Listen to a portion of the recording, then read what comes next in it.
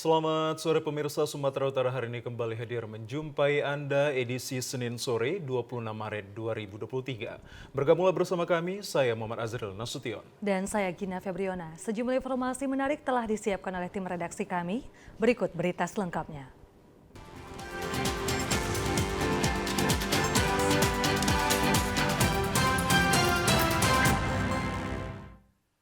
Pemirsa, di informasi yang pertama, 2 pekan pasca eksekusi, sekitar 30% lahan embal-embal nodi peternakan umum di Desa Embal-embal Petarum, Kecamatan Laubaleng, Kabupaten Karo telah dibersihkan.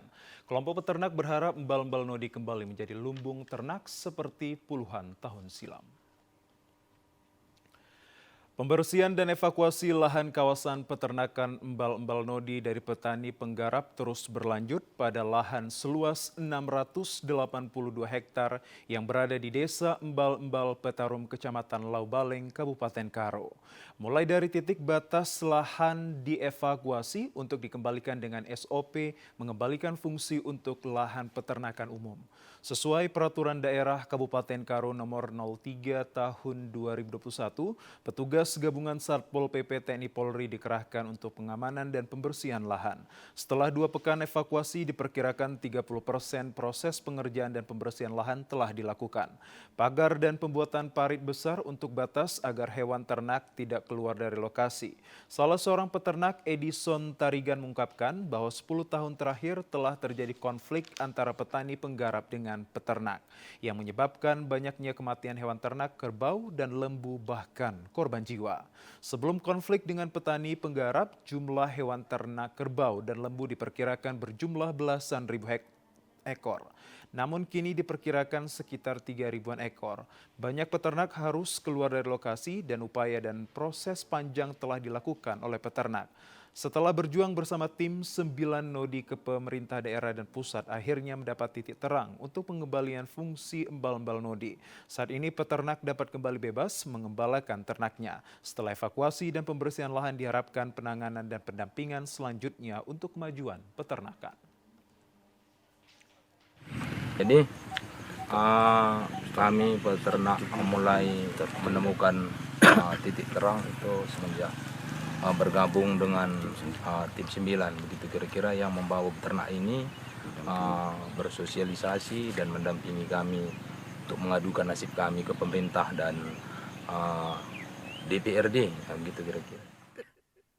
Saat ini sebanyak 70 peternak ada di embal-embal nodi di Desa Embal-embal Petarum, Kecamatan Laubaleng. Setelah pengembalian fungsinya, diharapkan embal-embal nodi dapat kembali menjadi lumbung atau sentra ternak terbesar seperti puluhan tahun silam. Pemirsa, bendungan Sungai AS Siborgung belum ada 2 bulan sejak dikerjakan, hingga kini belum dapat difungsikan. Akibat konstruksi bangunan yang tidak sesuai dengan alur Sungai Siborgung, sehingga sejumlah lokasi pertanian warga mengalami kerusakan. Kondisi irigasi AX Siborgung yang terletak di Desa Parbubu 1 yang baru selesai dibangun pemerintah Provinsi Sumatera Utara untuk memenuhi kebutuhan air. Sekitar 300 hektar persawahan di Desa Parbubu 1 dan Parbubu 2 Hutapea hingga kini tidak dapat difungsikan. Selain tidak dapat difungsikan untuk mengairi persawahan, saat ini saluran irigasi tersebut terlantar. Pasca hujan deras beberapa hari lalu, akibatnya lahan pertanian warga juga mengalami longsor. Hingga saat ini kondisi bangunan tidak dapat menampung air akibat terjadinya pendangkalan saluran air dan masuk ke pintu penyalur saluran irigasi yang baru dibangun. Selain itu, akibat permukaan air yang sudah menurun hingga 2 meter lebih dan kerusakan pada tebing sungai mengakibatkan aliran Sungai Siborgung mengarah langsung ke Sungai Sigayon dan tidak masuk ke saluran irigasi Siborgung. Sejumlah petani mengeluhkan kondisi tersebut akibat tidak mengalirnya air Sungai Siborgung melewati irigasi. Maka kondisi lahan pertanian warga yang sebelumnya ditanami tanaman jagung telah rusak. Selain itu, akibat tidak optimalnya saluran irigasi tersebut menyebabkan kebutuhan air persawahan warga sekitar 250 kepala keluarga akan berdampak terhadap hasil panen tanaman padi. Kalau kita ya berpikir supaya ini cepat langsung dikerjakan lah. Kan ini udah zamannya proyek ke pertanian yang cukup sekali setahun doang, itu yang buat lahan padi lah. Jadi lahan padi itu ke arah sana itu Pak, itu air drainasenya itu udah nggak ada. Terus kalau yang ini lahan-lahan beginian Pak susah, udah susah untuk dikembang buat lahan pertanian. Sementara itu pemirsa, di informasi lainnya, kemacetan lalu lintas di Kampung Lalang, Medan menyebabkan antrian panjang kendaraan di jalan lintas Medan Binjai. Kondisi ini menyebabkan pengendara menghabiskan waktu berjam-jam. Beginilah situasi lalu lintas di persimpangan Kampung Lalang, Medan siang tadi. Antrian panjang terjadi di Jalan Lintas Sumatera Medan Binjai. Terlihat kendaraan menumpuk dari arah Jalan Pinang Baris menuju Gatot Subroto. Begitu juga dengan jalur Jalan Gatot Subroto menuju Jalan Binjai terjadi antrian kendaraan sangat panjang. Kondisi ini akibat terjadinya kemacetan lalu lintas menyebabkan para pengendara harus bersabar menunggu antrian hingga membutuhkan waktu yang sangat berjam-jam.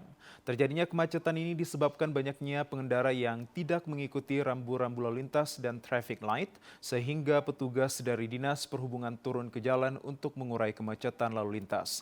Informasi dari warga yang melintas, kemacetan terjadi sejak pagi tadi sehingga menghambat masyarakat yang akan pergi bekerja. Salah seorang warga, Jessica, mengatakan bahwa kemacetan terjadi diakibatkan adanya galian pipa air di kawasan Jalan Lintas Medan Binjai.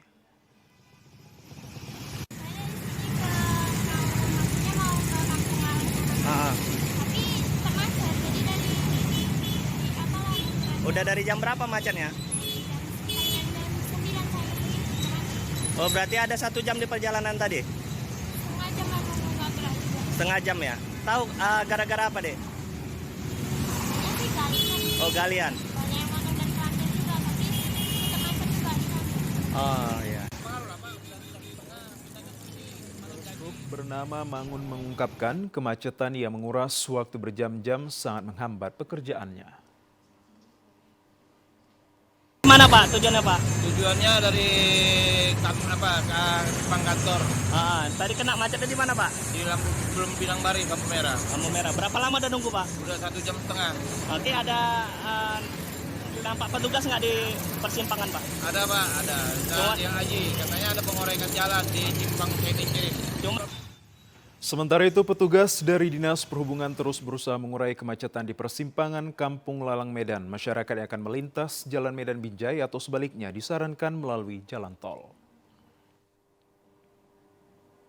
Memasuki hari kelima Ramadan, harga kebutuhan pokok di Kota Pematang Siantar masih normal dan belum mengalami kenaikan, serta stok yang tersedia masih mencukupi hingga menjelang Lebaran. Hingga Senin pagi memasuki hari kelima puasa Ramadan, harga kebutuhan pokok yang dijual di wilayah Kota Pematang Siantar masih normal tanpa adanya kenaikan harga. Seperti beras, minyak goreng, gula, cabai merah, serta telur ayam yang biasanya sering mengalami kenaikan harga. Namun saat ini harga masih normal dengan ketersediaan stok penjualan yang cukup untuk memenuhi kebutuhan masyarakat. Pedagang yang berjualan di pusat Pasar Horas Kota Pematang Siantar, Sofia Nasution, mengatakan belum ada tanda-tanda untuk kenaikan harga sembako saat ini. Semua jenis kebutuhan pokok masih normal, bahkan harga cabai merah sempat turun dengan harga Rp20.000 per kilogram. Namun saat ini kembali normal dengan harga Rp24.000 per kilogram. Sempat sih cabai itu anjlok kali Bang, di angka 20.000. Terus beberapa hari dia naik di angka 24 sampai 26. Kalau untuk minyak curah dia ada kenaikan, tapi kalau untuk minyak kita dia normal.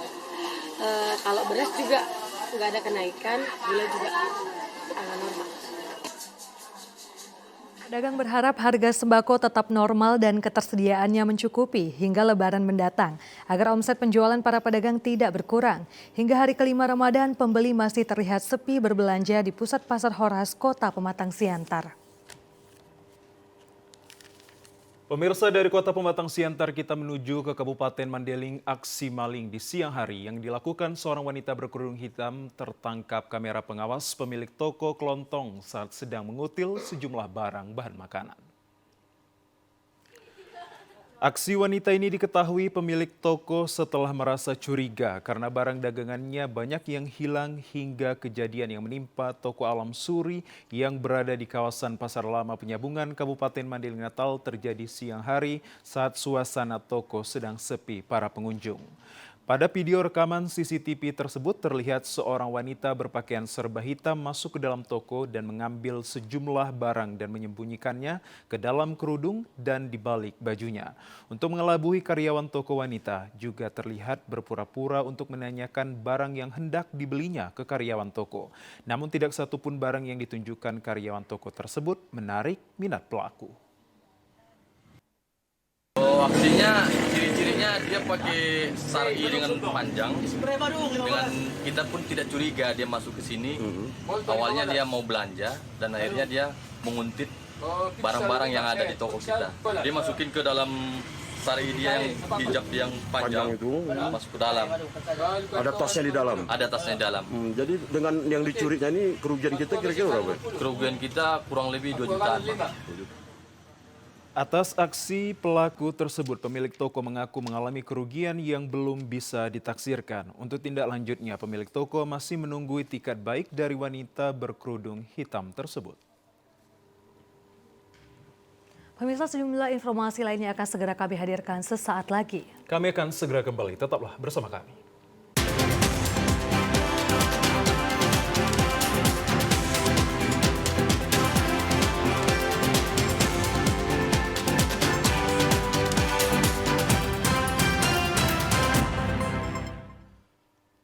Pemirsa, terima kasih Anda masih menyaksikan program Sumatera Utara hari ini. Memasuki sepekan bulan Ramadan, harga cabai merah turun drastis. Kondisi ini menyebabkan para petani di Desa Perkebunan Milano, Kecamatan Marbo, Kabupaten Labuhan Batu Utara menjadi resah karena tidak sesuai biaya perawatan yang cukup tinggi. Sebelum memasuki bulan Ramadan, harga cabai merah sebesar Rp30.000 per kilogramnya. Saat ini turun menjadi Rp20.000 per kilogramnya. Kondisi ini menyebabkan petani cabai menjadi resah karena tingginya biaya penanaman dan perawatan pohon cabai hingga panen tiba. Tidak sesuai dengan harga jual di pasar saat ini, menyebabkan para petani terancam rugi. Salah seorang petani cabai merah, Suratno, mengatakan bahwa harga cabai merah di bulan Ramadan semakin turun, tidak sebanding dengan harga pupuk dan harga jual. Dalam sepekan ini harga cabai terus mengalami penurunan hingga sebesar Rp10.000. Kondisi ini berbeda dengan tahun yang lalu, sementara untuk pemasaran hanya di Kecamatan Marbo dan sebagian dijual secara online. Sementara penampung saat ini menolak membeli hasil panen mereka. Bagaimana harga cabai di bulan Ramadan ini, Bang? Di dalam menjelang bulan puasa Ramadan ini harga cabai semakin melonjak turun. Yang biasanya nolak sebelum puasa kita masih 30, ini sudah menjadi 20. Jadi nggak ada penyesuaian harga pupuk sama untuk penjualan hasil taninya gitu, Pak. Udah berapa lama, Bang, keturunan harga ini, Bang? Dalam 1 minggu ini, Pak, dalam 1 minggu ini udah turun 10.000 dalam per kilonya. Jadi sebagai Bapak, sebagai petani, ada nggak keuntungan dalam bertani cabai ini? Ya, kalau dibilang untung kalau harganya turun gini ya macam mana ya, Pak ya? Karena nggak sesuai sama harga peralatan yang dipakai sama pupuknya nggak sesuai, kayaknya kurang gitu loh. Sementara itu, untuk mengurangi resiko kerugian, petani juga menanam tanaman tumpang sari seperti tanaman paria dan terong untuk memenuhi pembelian pupuk dan bahan perawatan tanaman cabai. Pemirsa, 138 hektar hutan bakau rakyat yang sempat diserobot pemalak hutan rakyat menjadi hutan sawit di Desa Pasar Rawa, Gebang, Langkat, kini hijau kembali. Perubahan tanaman sawit di lahan tersebut kembali ke habitat asli hutan bakau dilakukan oleh para warga Desa Pasar Rawa dimotori pelestari alam. Perjuangan rakyat desa yang telah memahami arti pentingnya lahan asli bakau sebagai kawasan terbaik untuk berkembang biaknya ikan, udang, dan kepiting laut. Perjuangan yang dipelopori oleh salah seorang pemuda desa, Rudi Irwansyah, tidaklah sebentar. Sejak tahun 2010 lalu hingga kini masih ada tersisa 20% lagi lahan yang belum kembali ke habitat bakau. Rudi, pemuda desa Pasar Rawa yang tergerak hatinya untuk membangun kebersamaan warganya memperjuangkan pengembalian habitat mangrove agar fungsi hutan penyangga kehidupan biota laut dapat hidup kembali. Hal itu penting mengingat selama lahan kebun sawit masih ada di lingkungan mereka, maka mata pencaharian mereka hilang karena ikan, kepiting, dan udang tidak dapat dicari akibat hilangnya kawasan mangrove sebagai habitatnya. Di samping hilangnya mata pencarian dari melaut, rakyat nelayan yang juga mengalami ancaman lainnya, yakni banjirop yang tiap hari naik ke permukaan halaman rumah, bahkan masuk ke dalam rumah. Melihat penderitaan yang berlarut-larut dan kemiskinan yang semakin mendera, mendorong Rudi memotivasi para warga untuk bersama-sama menentang lahan sawit dan berjuang mengembalikan lahan tersebut ke habitat aslinya hutan bakau. Antusias untuk menjaga, merawat ekosistem yang ada di Desa Pasarawa ini, tujuannya agar masyarakat terus selamanya bisa mencari nafkah di dalam hutan. Karena jujur Pak, SDM kami juga di Desa Pasarawa ini sangat rendah, dan kami rata-rata tuh hanya tamatan SD, SMP, sampai SMA, sehingga kita tidak bisa bekerja di kota. Jadi kita hanya bisa memanfaatkan dari hutan seperti udang, ikan, kepiting. Itulah harapan kami masyarakat agar terus bisa menyambung ataupun mencari nafkah untuk menghidupi keluarga kami. Dan jujur kami masyarakat di Desa Pasarawa ini sangat antusias terus menjaga lingkungan, terkhusus mangrove, karena kami terdampak langsung dengan pasang rob, apalagi belum nanti adanya angin kencang, sehingga kami dari awal terus menciptakan dan menjaga hutan yang ada di sini. Berkat kegigihan dan kerja kerasnya mengembalikan hutan ke habitat hutan bakau kembali, Rudi Irwansyah telah 2 kali memperoleh anugerah penghargaan lingkungan, yakni Kalpataru dan sertifikat Proklim. Ya pemirsa, beragam informasi menarik dan aktual lainnya akan kami hadirkan usai jeda pariwara berikut ini. Tetaplah bersama kami akan segera kembali.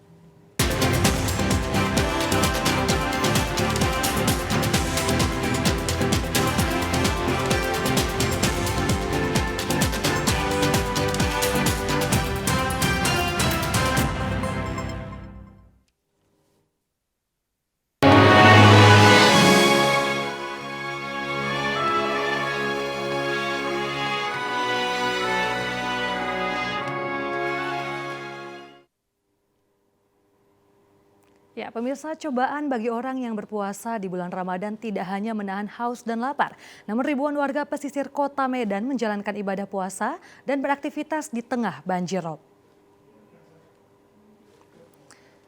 Berbagai aktivitas warga seperti sholat ke masjid maupun berjualan takjil harus mengarungi banjirop atau pasang air laut yang meluap hingga ke daratan. Harus dirasakan ribuan warga di Kecamatan Medan Belawan, Kota Medan. Seperti warga di Kelurahan Belawan 1, Kecamatan Medan Belawan, mulai puasa hari pertama di bulan Ramadan ini harus beraktivitas di tengah banjirop. Para pedagang yang berjualan takjil harus berdagang dengan kaki terendam banjir sehingga 30 hingga 50 cm. Salah seorang warga pedagang gorengan dan berbagai jenis takjil ini, Yani, mengatakan hingga pukul 4 sore dagangannya belum habis terjual disebabkan warga malas keluar rumah akibat banjirop. Ya kan enak juga ya kan. Tapi kan udah banjir gini, mau nggak mau jalanin lah. Jalanin ya. Biasa jam segini yang beli udah ada Kak? Belum. Memang belum. Itu karena banjir atau karena apa? Karena banjir lah. Biasanya udah ada ya? Keluar. Biasanya ada ya? Biasa ada. Jam 3 pun udah ada orang beli. Ini karena banjir? Malas orang keluar. Sementara itu, salah seorang warga Ramadan mengaku harus mengarungi banjirop untuk melaksanakan sholat zuhur dan asar ke masjid. Banjirop yang terjadi selama 3 hari ini tidak hanya merendam jalan, namun ribuan rumah warga di pesisir kota Medan ikut terendam. Warga berharap kepada pemerintah agar jalan raya di kawasan tersebut ditinggikan, agar masyarakat dapat beraktivitas dengan normal, terutama saat bulan Ramadan. Beginilah Bang, keadaan di Belawan nih. Di mana setiap bulan Ramadan ya pasti terjadi yang namanya itu banjirop seperti ini Bang. Jadi pun kalau misalnya kayak mau beraktivitas untuk sholat, untuk berbuka, ya itu kadang kendalanya dari sinilah. Sebenarnya sih kami udah terbiasa, tapi semoga dalam keadaan seperti ini bisa diatasi. Pemirsa, momentum bulan suci Ramadan 1444 Hijriah sebagai momen dalam meningkatkan ibadah, termasuk berbagi sedekah sebagai wujud untuk memupuk rasa kepedulian terhadap sesama. Bagi umat muslim, sedekah di bulan Ramadan selain meningkatkan rasa kepedulian antara sesama, juga sebagai pembersih harta benda yang dimiliki. Sedekah juga diyakini sebagai wujud rasa syukur atas apa yang telah diberikan oleh Allah Subhanahu wa Ta'ala kepada setiap manusia. Hal inilah yang menggerakkan komunitas sosial Gerakan Istiqomah Sodakoh dengan melaksanakan buka puasa bersama dengan puluhan abang becak sekota Medan. Buka puasa bersama ini juga dilaksanakan untuk mengetuk hati para abang becak agar lebih meningkatkan keimanan dan ibadah selama bulan Ramadan. Buka puasa bersama ini dengan memasyarakatkan para abang becak melafalkan sholawat dan mengumandangkan secara bersama-sama menjelang waktu berbuka puasa. Salah seorang abang becak, Hermansa, mengatakan bahwa dirinya sangat bersyukur karena rasa kepedulian terhadap tukang becak masih ada di kalangan masyarakat hingga saat ini. Dalam suasana yang hikmat dan lantunan sholawat, para tukang becak ini tampak lahap menyantap hidangan yang disediakan untuk berbuka puasa. Bahagia, bangga, senang karena dia dengan setiap kali buka puasa oleh GIS. Kami tadi dapat paket ini sembako untuk makanan untuk buka puasa. Ya, semoga yang kami makan ini menjadi berkah buat kami dan menjadi daging buat kami supaya membuat kami beribadah dan terima kasih kepada GIS yang memberikan makanan yang sedapnya rasanya lah. Hal serupa juga diungkapkan Tangkas yang juga merupakan tukang becak bermotor lainnya, mengatakan makanan yang disuguhkan sebagai menu berbuka puasa merupakan menu yang jarang dikonsumsi mereka yang tergolong masyarakat kurang mampu. Namun melalui uluran tangan para dermawan di bulan Ramadan ini, para tukang becak dapat menikmati makanan yang diberikan dan mengucapkan syukur atas nikmat yang didapatkan. Selain berbuka puasa bersama, para tukang becak ini juga diberikan sedekah berupa sembako dan pakaian layak pakai. Dikasih kami beras dan makanan, itulah yang diberi. Sering kami dikasih. Walaupun luar dari ini kami sering didatangin saudara yang punya ini di Stomo memberi kami nasi. Terpancar dari para tukang becak ini, mereka berharap kegiatan seperti ini dapat berkelanjutan dan semakin banyak komunitas maupun masyarakat untuk melakukan hal serupa di bulan yang penuh berkah. Acara berbuka puasa Ramadan 1444 Hijriah di Masjid Jamik di Jalan Selebes, Kelurahan Belawan 2, Kecamatan Medan Belawan, Kota Medan, diikuti ratusan warga. Ratusan warga yang berbuka puasa dihidangkan dengan berbagai menu makanan seperti bubur sop, nasi soto, lontong sayur, dan berbagai buah-buahan serta minuman teh manis. Untuk bubur sop disediakan sebanyak 300 porsi dan nasi soto ayam juga disediakan 300 porsi dan warga juga diizinkan untuk membawa pulang bubur sop agar dapat dinikmati keluarga di rumah yang tidak sempat berbuka puasa dan berkunjung ke Masjid Jamik Belawan. Sedangkan nasi soto dimakan bersama-sama di masjid. Panitia berbuka puasa di Masjid Belawan, Siswanto, mengatakan berbuka puasa di Masjid Jamik ini berbeda dari tahun sebelumnya. Tahun ini para jemaah yang akan berbuka puasa disediakan berbagai jenis menu makanan yang bergizi dan berprotein. Seperti biasa tahun-tahun yang lalu, bubur, ayam, udang campurannya. Selepas itu nasi berupa nasi soto, nasi sop, nasi campur ataupun lontong sayur. Allah mudah-mudahan ke depannya lebih baik lah, lebih banyak daripada ini. Warga tinggal memilih makanan apa yang disukainya untuk berbuka puasa. Selain itu jemaah disediakan teh manis dan air mineral. Sementara itu pemasak bubur sop, Hajah Latifah, mengatakan bubur sop ini setiap bulan Ramadan disediakan di Masjid Jamik Belawan untuk dikonsumsi para jemaah masjid yang datang dari berbagai tempat dan berbuka puasa bersama-sama di masjid. Seperti bubur sop aja Pak, kita kumpul semua lah, semua ada situ.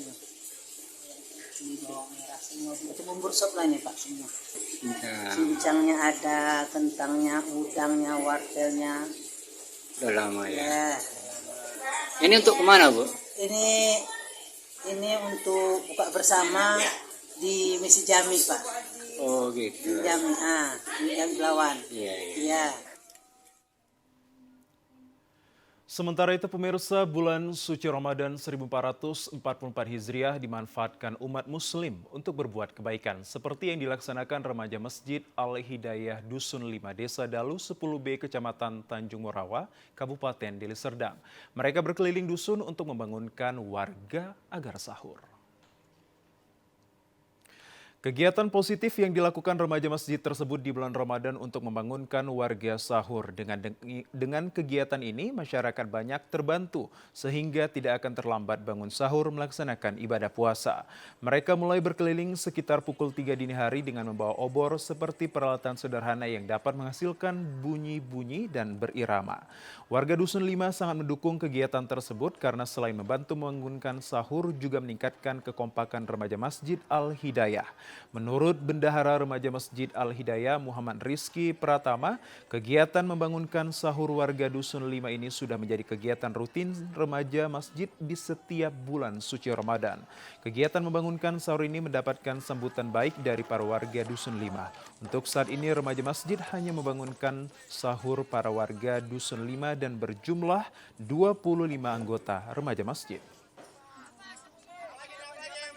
Kelompok remaja Masjid Al-Hidayah yang pada tiap tahunnya melaksanakan pembangunan atau membanguni sahur di Dusun 5 Dusun 10B. Alat-alat yang kami gunakan alat-alat sederhana seperti tong, beduk, obor, seng bekas. Kami menggunakan alat-alat itu agar suara-suara menjadi keras dan warga Dusun 5 khususnya bisa bangun sahur tepat waktu. Sementara itu, selain membangunkan sahur, para remaja masjid juga mengikuti buka puasa bersama di Masjid Al-Hidayah. Kegiatan ini akan menjadi agenda rutin tiap tahunnya. Anak-anak dan warga yang melaksanakan sholat berjamaah di masjid dan mengikuti buka puasa bersama dengan hidangan yang disediakan warga secara bergilir selama bulan Ramadan. Pada minggu pertama bulan suci Ramadan, sejumlah toko pakaian di Mandailing Natal masih sepi pembeli. Menurunnya daya beli masyarakat diduga akibat ekonomi belum normal pasca pandemi COVID-19 lalu. Hari Raya Idul Fitri identik dengan pakaian baru, namun di minggu pertama bulan suci Ramadan 1444 Hijriah, animo masyarakat untuk membeli baju lebaran ke pasar tradisional di Mandailing Natal masih terlihat sepi pembeli.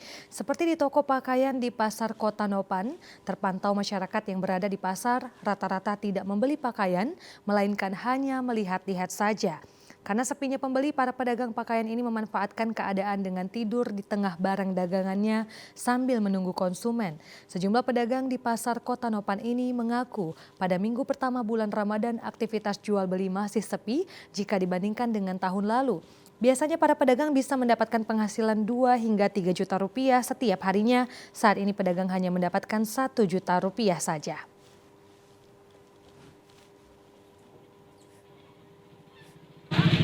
Hari ini masih sunyi deh, ya bisa jadi karena faktor ekonomi gitu. Kemudian lebaran masih lama deh. Ini puncaknya kira-kira seminggu lagi lah sebelum lebaran. Nah, untuk saat ini di minggu pertama puasa pembeli masih sepi. Nah, mungkin dikarenakan lebaran masih lama. Yang di rantau belum banyak yang datang untuk membeli. Nah, biasanya pembeli yang banyak datang ke pasar ini itu yang banyak dari rantau, membawa keluarga-keluarga yang dari kampung. Sepinya para pembeli pada tahun ini karena perekonomian masyarakat masih belum stabil.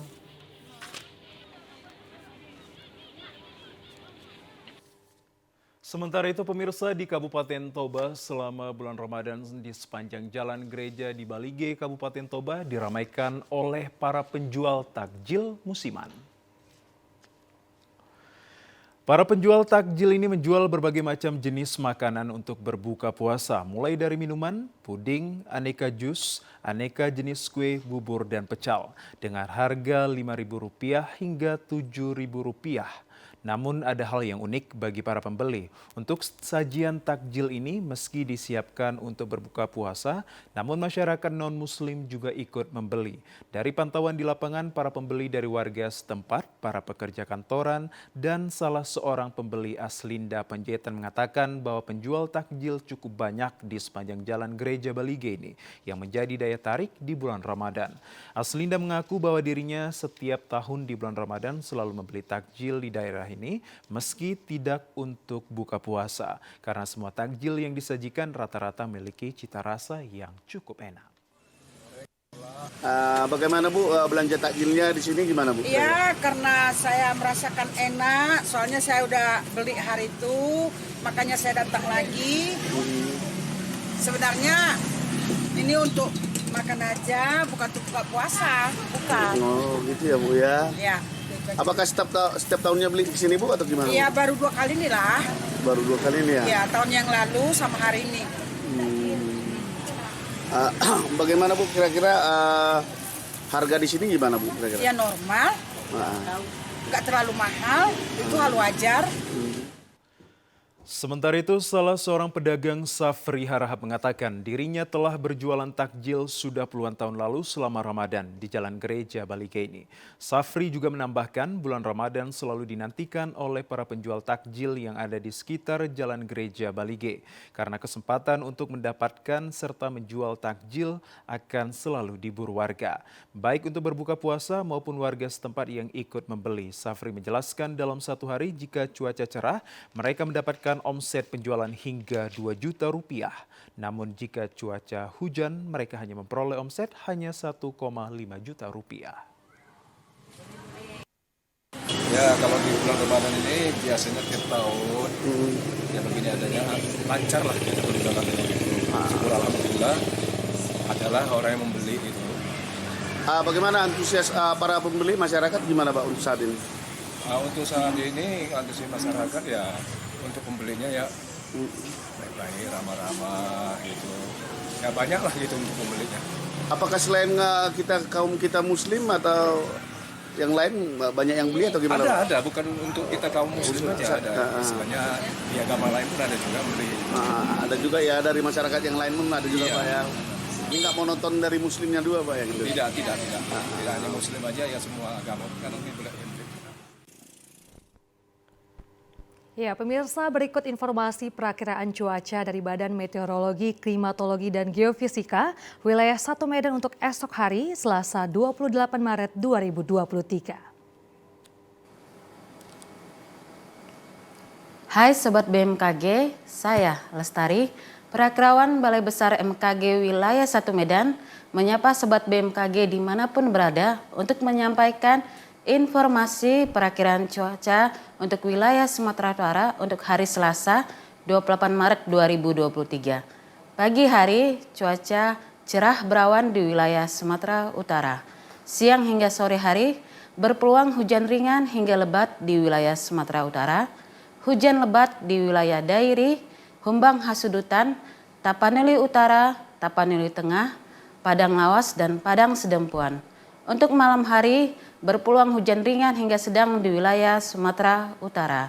Hujan sedang di wilayah Tapanuli Tengah, Labuhan Batu, Padang Sedempuan, Mandeling Natal, dan Kepulauan Nias.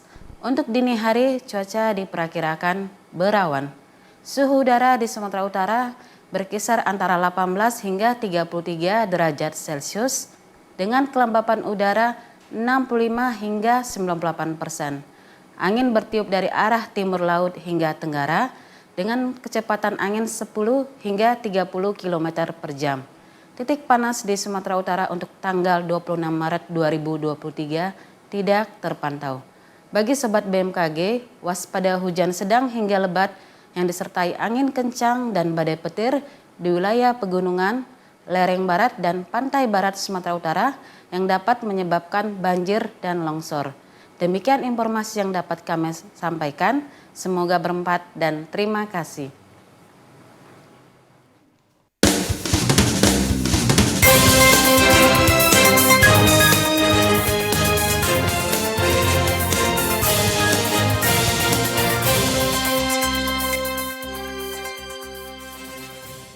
Ya pemirsa, di informasi dari Provinsi Bengkulu, jalan lintas di Desa Jagobayo, Kecamatan Lais yang amblas akibat abrasi air sungai, kini kondisinya semakin parah. Hal ini dikarenakan jalan tersebut masih dilintasi oleh kendaraan bermuatan berat. Beginilah kondisi jalan lintas di Desa Jagobayo, Kecamatan Lais, Kabupaten Bengkulu Utara. Tanpa jalan yang sudah amblas sejak bulan Oktober 2022 lalu ini semakin parah.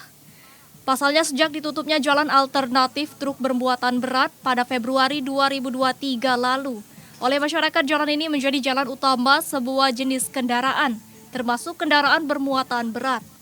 Kepala Dusun 2 Desa Jagobayo Sarjudin mengatakan, meski sebelumnya sudah ada himbauan dari Dinas Perhubungan Bengkulu Utara untuk tidak dilalui oleh kendaraan berat, sebab akan mengancam jalan semakin amblas, bahkan membahayakan pemukiman warga di sekitarnya. Jalan itu semakin lama semakin amblas, diakibatkan pertama pada musim sekarang ini musim penghujan dan tanah itu sangat labil. Sementara jalan itu terus dilalui oleh mobil-mobil bermuatan di atas 18 ton, 15 ton. Kebanyakan mobil CVO dan mobil-mobil FEDC yang lainnya. Oleh pemerintah setempat. Dari Kabupaten Bengkulu Utara, Aisyah Dini melaporkan.